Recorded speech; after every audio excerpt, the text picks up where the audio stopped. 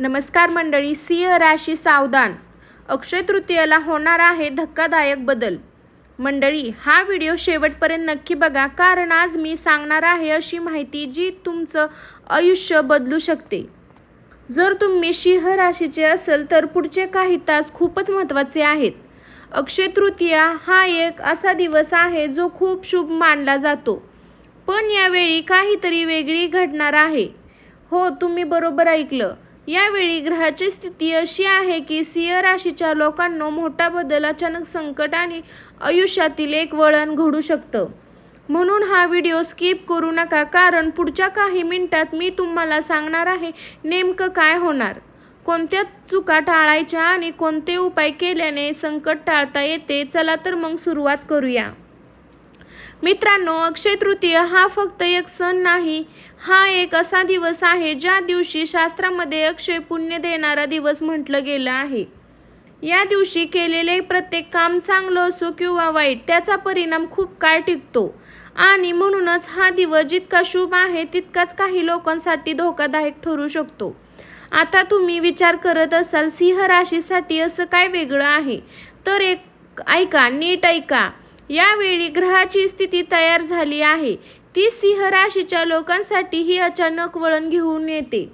काही लोकांच्या आयुष्यात मोठा निर्णय घ्यावा लागेल, काहींना अचानक धक्का बसू शकतो आणि काहींना अशा परिस्थितीला सामोरं जावं लागेल. सकाळी मोठ्या गोष्टी म्हणजे हा बदल अचानक होईल, तुम्हाला वेगळी मिळणारी माहिती, आणि म्हणूनच सावधान राहणं खूप गरजेचं आहे. कारण जर तुम्ही योग्य वेळी योग्य पाऊल उचललं नाही तर एक छोटी चूक मोठं संकट करू शकते. पण घाबरू नका. हा व्हिडिओ पुढे मी तुम्हाला सांगणार आहे की नेमका धोका कुठे आहे, कोणत्या लोकांना जास्त काळजी घ्यावा लागेल आणि कोणत्या 5 गोष्टीने तुम्ही तुमचे आयुष्य आणि संकट टाळू शकता. म्हणून व्हिडिओ शेवटपर्यंत नक्की बघा, कारण पुढचा भाग त्यासाठी खूपच महत्त्वाचा आहे. तर नमस्कार मंडळी, मी काजल, स्वामी भक्ती शक्ती या चॅनलमध्ये मी तुमचं सर्वांचं स्वागत करत आहे. तर चला तर मंडळी, व्हिडिओला सुरुवात करू. आता सगळ्यात महत्त्वाचा प्रश्न, हे सगळं काय घडलं? मित्रांनो, ज्योतिषशास्त्रानुसार प्रत्येक राशीवर ग्रहाची प्रत्येक थेट परिणाम होतो आणि सध्या जी ग्रहाची स्थिती आहे ती स्थिती राशींसाठी थोडी असंतुलित आहे. सर्वात आधी बोलूया, कारण सिंह राशीचा स्वामी ग्रह म्हणजे सूर्य, आणि जेव्हा सूर्याच्या स्थिती थोड्याशा जरी बदलल्या होत्या तेव्हा त्याचा परिणाम थेट तुमच्या आत्मविश्वासावर, निर्णय क्षमतेवर आणि आयुष्याच्या दिशेवर होतो. आता इथे कोणत्या गोष्टी थांबत नाही. शनीचा प्रभावही या काळात वाढलेला आहे. शनी म्हणजे कर्माचं फळ देणारा ग्रह. जर मागील काळात काही चुकीचे निर्णय घेतले असतील तर त्याचे परिणाम दिसू शकतात. अचानक अडथळे, कामात उशीर आणि अपेक्षापेक्षा परिणाम मिळणं, हे सगळं शनीमुळे होत शकतं. याशिवाय मंगळाची स्थिती बदलते. मंगळ म्हणजे ऊर्जा, पण त्याच्या बरोबर राग आणि आक्रोश पण देखील. म्हणून या काळात लवकर राग येतो, छोट्या गोष्टीवर वाद वाढू शकतात आणि चुकीचे निर्णय घेतले जाऊ शकतात. आता विचार करा, जेव्हा सूर्य, शनी आणि मंगळ हे तीनही ग्रह एकत्र प्रभाव टाकतात तेव्हा काय होऊ शकतं? मन गोंधळतं, निर्णय चुकीचे आणि परिस्थिती हाताबाहेर जाण्याची शक्यता. पण इथे एक महत्त्वाची गोष्ट आहे, हे सगळं कमवायचं नाही, हे फक्त कालावधी आहे. जर तुम्ही या काळात सावधान राहिला नाही तर मोठे नुकसान होऊ शकतं आणि पुढे येणारा काळ त्यासाठी खूप चांगला असू शकतो. म्हणूनच या ग्रहस्थितीला समजून घेणं खूप गरजेचं आहे, कारण पुढच्या भागात मी तुम्हाला आहे की तुमच्या आयुष्यात नेमकं कुठे आणि कसा परिणाम होतो, म्हणून लक्ष देऊन बघा. आता सगळ्यात महत्त्वाचा भाग, याबद्दल तुमच्या आयुष्यावर नेमका कसा परिणाम होणार. तर मित्रांनो, ग्रहाचा परिणाम फक्त एक गोष्टीवर होत नाही, तो तुमच्या पूर्ण आयुष्यावर परिणाम करतो. चला तर मग एक एक करून समजून घेऊया.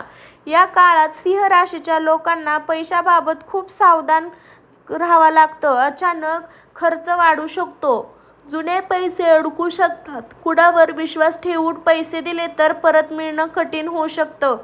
एखादी गुंतवणूक करायला विचार करत असाल तर किंवा कुणाला पैसा उधार देण्याचा असाल तर थांबा, विचार करा, कारण ही वेळ योग्य नाही. हा मग थोडा सेन्सिटिव्ह आहे.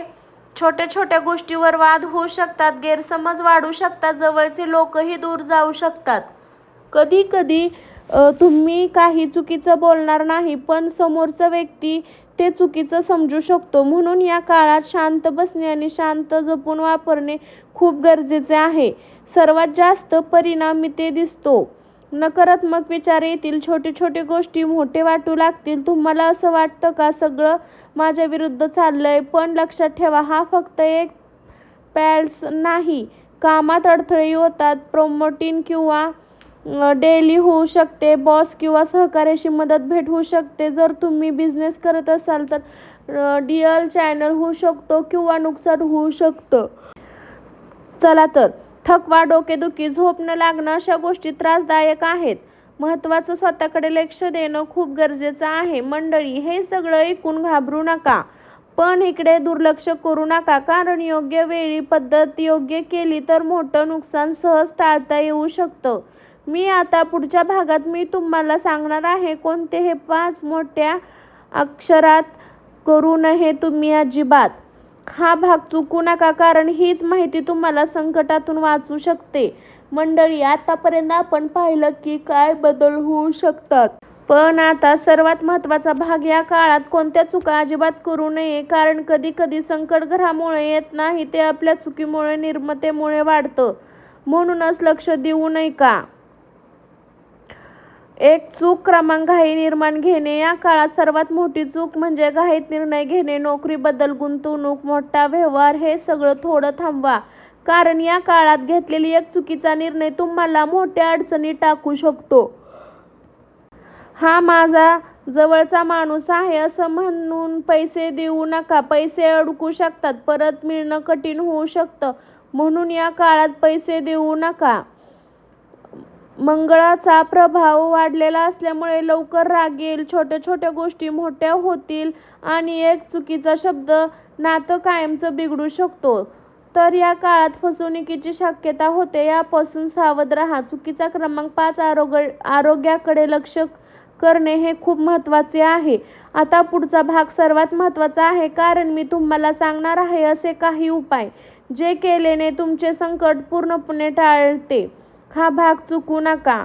तर मंडळी, आतापर्यंत आपण संकटाबद्दल सगळं पाहिलं, पण आता सर्वात महत्त्वाचा उपाय, कारण प्रत्येक वेळेस समस्येचं समाधान असतंच आणि योग्य उपाय केल्यास मोठं सहजही टाळता येऊ शकतं. म्हणून हा उपाय खूप लक्ष देऊ नये का.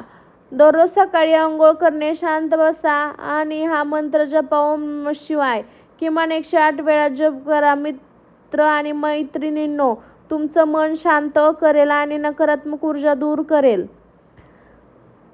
भगवान विष्णू आणि लक्ष्मी मातेचं पूजा करा आणि घरात दिवा लावा. पिवळ्या तिळाचा वापर करू नका.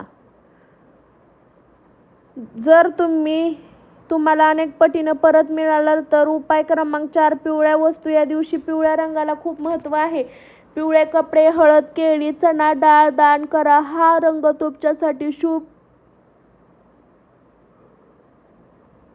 मानला जातो, कारण तुमचं मनाची तुमची मोठी श्रीमंत ताकद आहे. हे उपाय साधे आहेत, पण त्याचा परिणाम खूप मोठा आहे. जर तुम्ही हे मनापासून केलं तर येण्याचे संकट तुमच्यापर्यंत पोहोचण्याआधी थांबू शकत नाही. आता पुढच्या भागात आपण पाहणार आहोत काही खरे उदाहरण आणि काही सेकंद, त्यामध्ये तुम्ही कधी कळू शकलं नाही संकट येतं. जर तुला हवं असेल तर मी तुम्हाला सर्व अजून ह्याद्वारे दुसऱ्या व्हिडिओद्वारे माहिती देईन. तर सर्वांना श्री स्वामी समर्थ. भेटू आपण अशाच नेक्स्ट ब्लॉगमध्ये. बाय बाय सर्वांना.